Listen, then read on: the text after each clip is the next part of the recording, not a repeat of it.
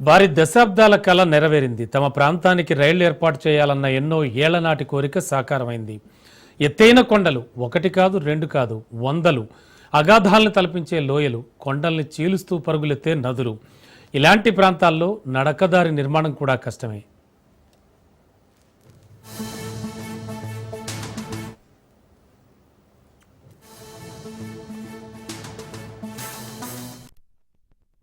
మనం చూస్తోంది ఈశాన్య రాష్ట్రాల్లో ఒకటైన మిజోరాం భౌగోళిక పరిస్థితి. ఆ రాష్ట్ర రాజధాని ఐజ్వాల్లో భారీ భవనాలు కూడా చాలినంత స్థలం లేక కొండ అంచుల్లో కొంతమేర అగాధంలోకి వేలాడుతున్నట్లుగా పిల్లర్లపై నిర్మించారు.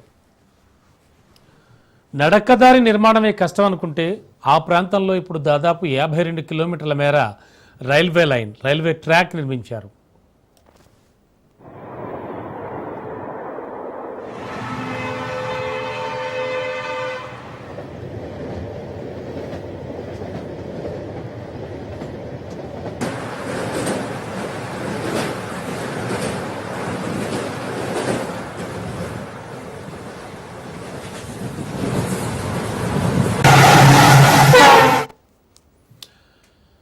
ఆ రైల్వే ప్రాజెక్టును ప్రతిపాదించడమే ఓ సాహసం. మరి అలాంటిది 11 ఏళ్ల శ్రమతో ఇంజనీర్స్ అద్భుతాన్ని చేసి చూపించారు. ప్రపంచంలోనే అతి కష్టమైన రైల్వే ప్రాజెక్టుల్లో ఒకటిగా ఇప్పుడు అది రికార్డులోకి ఎక్కింది. ప్రధాని నరేంద్ర మోడీ దాన్ని నేడు జాతికి అంకితం చేయనున్నారు. కొత్తగా నిర్మించిన రైలు కారిడార్ నిడివి 51.38 కిలోమీటర్లు. కానీ దీని నిర్మాణానికైన ఖర్చు 8,071 కోట్లు.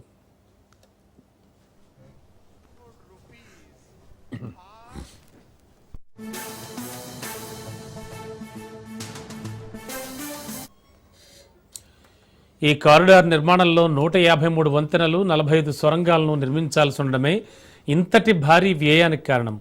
ఒకదాన్ని ఆనుకుని ఒకటిగా ఈ ప్రాంతంలో భారీ కొండలుంటాయి. ఆ కొండలను తొలిస్తే తప్ప రైలు కారిడార్ నిర్మాణం సాధ్యం కాదు. దీంతో 45 కొండల్ని తొలుస్తూ సొరంగాలు నిర్మించారు.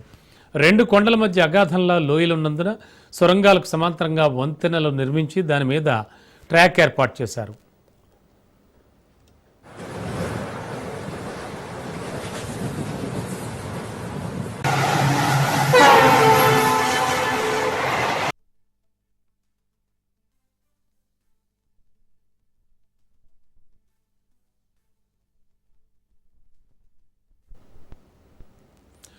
రైలు కారిడార్లో 31% నిడివి సొరంగాలతోనే ఉంది. ఇక 153 వంతెనల్లో 55 వంతెనలు అతి భారీవి. వాటిల్లో 97వ నెంబర్ వంతెన పొడవు 742 మీటర్లు. అయితే దీనికి నిర్మించిన స్తంభాల ఎత్తు 114 మీటర్లు. మరో 88 వంతెనలు కాస్త చిన్నవి.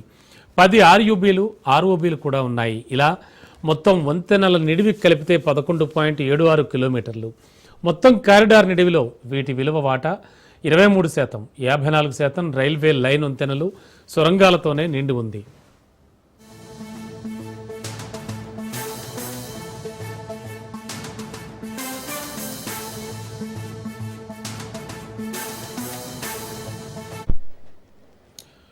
మరోవైపు దేశంలోని 7 ఈశాన్య రాష్ట్రాలకు సిక్కింలో అసలు రైల్వే లైనే లేదు.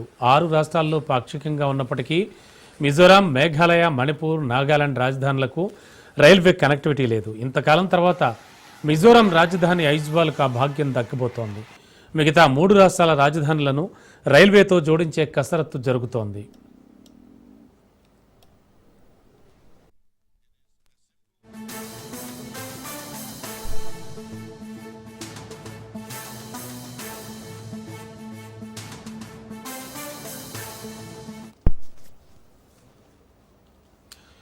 ఐజ్వాల్కు 20 కిలోమీటర్ల దూరంలో ఉన్న సాయిరంగ్ స్టేషన్ నుంచి ఇక 4 రైళ్లు నడవనున్నాయి. ఇందులో రాజధాని ఎక్స్ప్రెస్ వారానికి ఒక రోజు ఢిల్లీకి, కోల్కతాకు, వారంలో 3 రోజుల పాటు నడిచే మరో ఎక్స్ప్రెస్. అసోం రాజధాని గువాహటికి నిత్యం ఓ ఎక్స్ప్రెస్ రైలు ప్రారంభం కానున్నాయి. సాయిరంగ్ స్టేషన్ నుంచి మయన్మార్ దేశ సరిహద్దు 223 కిలోమీటర్ల దూరంలో ఉంటుంది.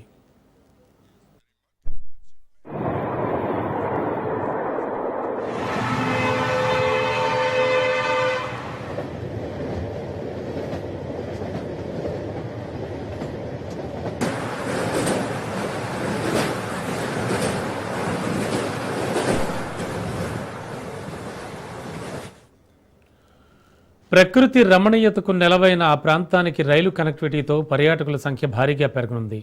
పరిశ్రమలు కూడా రానున్నాయి. ప్రస్తుతం రోడ్డు మార్గాన సరుకుల రవాణా కూడా అతి కష్టంగా ఉన్నందున ఆ రాష్ట్రంలో నిత్యావసరాల ధరలు అధికం. ఇప్పుడు రైలు మార్గాన సరుకు రవాణా సులభతరం కానుందన్నందున ధరలు దిగొచ్చి సామాన్యులకు ఊరట లభించనుంది.